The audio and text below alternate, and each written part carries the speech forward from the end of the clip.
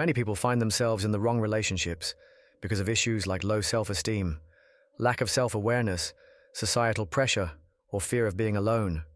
Sometimes people don't fully understand their own needs or values, which leads them to choose partners who aren't a good match. Others settle for unhealthy relationships because they don't feel they deserve better, or they're afraid of being judged by society for being single. Society often glorifies being in a relationship, making some feel like they're failing if they aren't partnered up. This pressure can cause people to rush into relationships or stay in ones that aren't right for them. Additionally, some people ignore red flags, such as controlling behavior or lack of respect, because they hope things will change or fear leaving.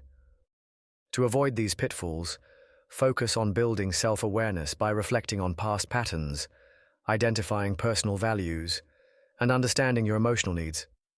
Work on self-esteem by setting boundaries and valuing yourself enough to walk away from unhealthy situations.